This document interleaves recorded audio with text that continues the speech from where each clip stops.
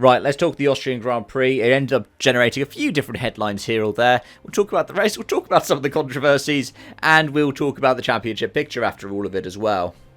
But first of all, what a race. George Russell wins by 1.6 seconds over Max Verstappen, with Andrea Kimi Antonelli in third, 1.9 seconds off the win. Just under 2 seconds separates the top three at the end of this.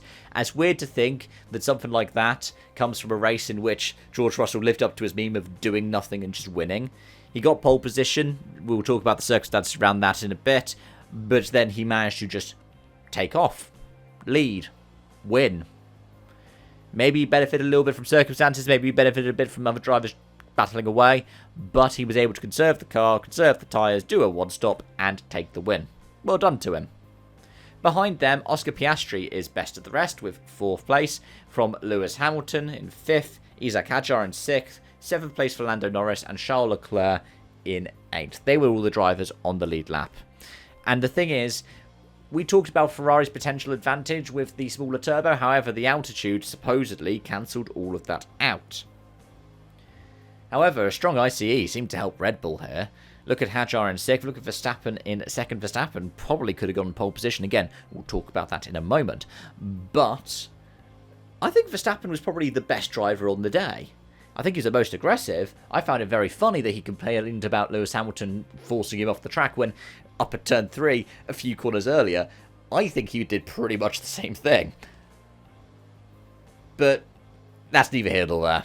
Nobody got a penalty in all of it. Some nice, fun racing to watch. Some nice battling to watch. And in the end, he gets a well-deserved 2nd place. Behind them, the points are rounded out by the Racing Bulls. Liam Lawson, who thought his car was on fire, and Arvid Lindblad. And just missing out were the 2 Audis. Bortoletto ahead of Hülkenberg. Before it was Gasly, Behrman, Colapinto, Ocon, and Albon. All 2 laps down for the last couple on that list. And then the last classified driver, 3 laps down, Fernando Alonso.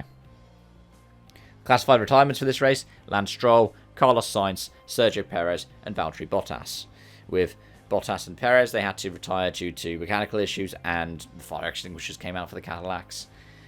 Carlos Sainz, the engine let go, and Stroll just pulled up into the pit lane on lap 45 to retire the car.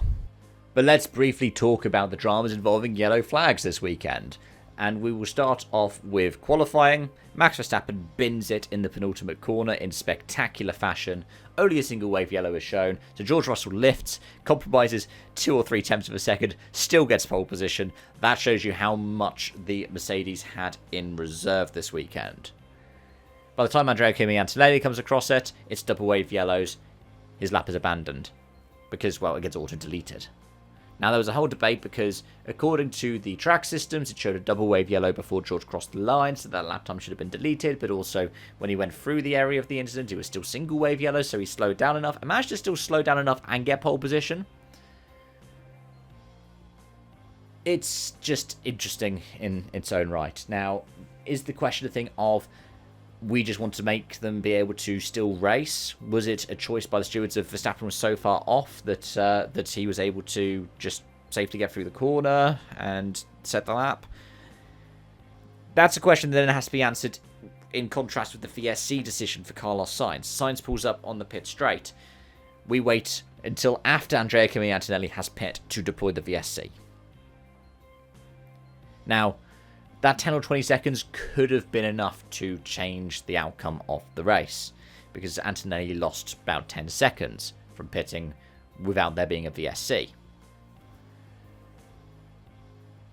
The question is, why did these things happen?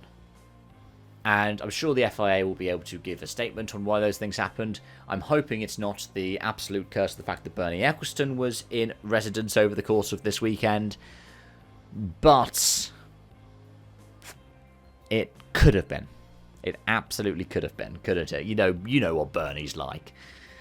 But yeah, most likely it was the cars were far enough removed from the action that it was deemed safe enough to continue the racing with single wave yellows before then slowly choosing to escalate it when the time suited.